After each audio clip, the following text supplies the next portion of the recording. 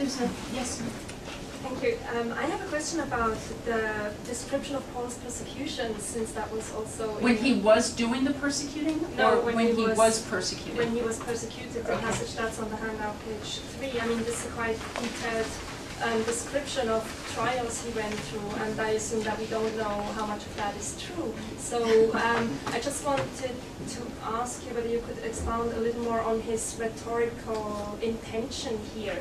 What exactly is he achieving when he attributes so much power to those gods that feel neglected? He's in fact acknowledging that they can do him harm. Sure. Well, as he says in 1 Corinthians 8, right, 5, indeed there are many gods and many lords. We all know that there are many gods and many lords.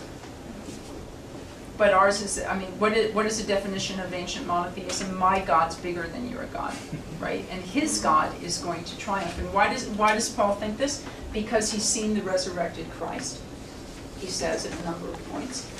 And because of the success he's having, turning pagans from pagan gods, despite the headwind those gods are causing.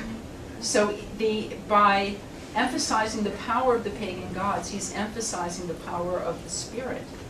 That is, and so it's good. I mean, why say my God can beat your gods if your gods are really puny, little, and insignificant? I mean, it's a twilight of the gods that he's working for. Yeah, well, what I find intriguing is that it looks like he needs this idea of being persecuted to show how successful he is, and that it's not just about giving up certain ways of life and adopting new ways of life, but it is really about renouncing your gods and, well, thinking... Right. They have to renounce their gods, but they don't have to renounce pork. You know, they renounce their gods, but they don't have to be squeamish about wine. There are also, and there's a wonderful article by a woman named Caroline Johnson Hodge in Harvard Theological Review a couple of years ago called Married to an Unbeliever, which is on 1 Corinthians 7. Paul is quite specific. It's pagan males who shouldn't be involved with Litrea. But women who are baptized into the Jesus movement, who are married to a pagan husband, are given a pass because they're still responsible for the domestic cult. And their husbands have authority. I mean, the husband is the head of the household. So those women, it's okay for those women to keep up with the domestic cult. It's the men that really the public pressure is on about Litrea. So it's a gender-specific thing too. Caroline Johnson Hodge, Harvard Theological Review within the past couple of years. Please. Yes, I guess it's a small comment. I've been working a bit on Daniel. I just want to say it's been a wonderful lecture, enlightening and insightful. But when I was just reading over the thing, the very phrase "the Most High" again implies that there's less high. And in Daniel, you know, God is referred to as the sacrifice halted to the Prince of Princes, prince being a terminology for what we would call an angel, because he talks to the Prince of Persia. So it's within this sort of framework. You're all sort of, it's very clear in Daniel, I think, with this sort of right. No, there's. Yeah. I mean, if you read Psalms, the gods are all over the place. Eventually, what you get is the domestication, and when the earlier layers of the Hebrew Bible, it's just an observation that there are other gods. Eventually what you get at the meta level is an explanation for where those other gods come from, and somehow then you have their fallen angels, their angelic hybrids, based on Genesis 6, with the sons of God mating with the daughters of men. Or you have explanations where they start out, they're gone, you know, their angels gone rogue. But there's that subordination and a kind of hierarchy where the God on top is always eventually going to triumph. Part of the problem again is our use of the term monotheist about Paul, and our habitual. What a modern monotheist is somebody who thinks there is only one God. And imagine my embarrassment when I read these epistles. About 1 million times a year, I mean annually, and I finally looked at 1 Corinthians 8, we all know there are many gods.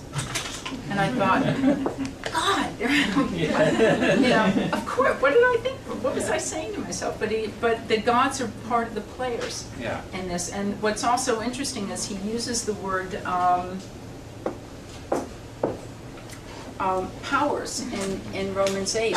These are powers that are going to turn as well to the God of Israel. Yeah, and they're all lowered to the level of angels, i.e. messengers. Sort of, Right. I think it's Smith that argues basically the middle layer of gods in most polytheistic religions sort of disintegrates. So you just have like the top and now the bottom, the demon, the most high and then the demons. Well, you know, it's again there are Christians. Augustine debates one of them.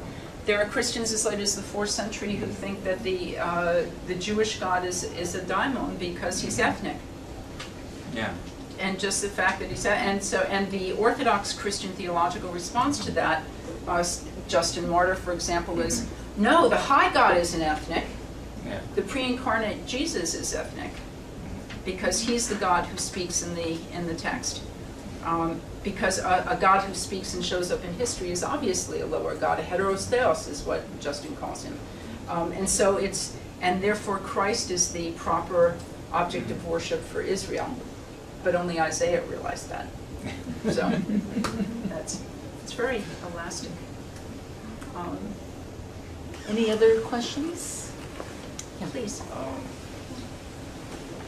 I've been doing lots of research in Christianity and Judaism, but one issue that I'm sorry, could I ask you please to speak up? You've been doing research in ancient Christianity? Yeah, like ancient Christianity compared to Judaism, but one issue that I've never been able to solve is this Jewish obsession with circumcision.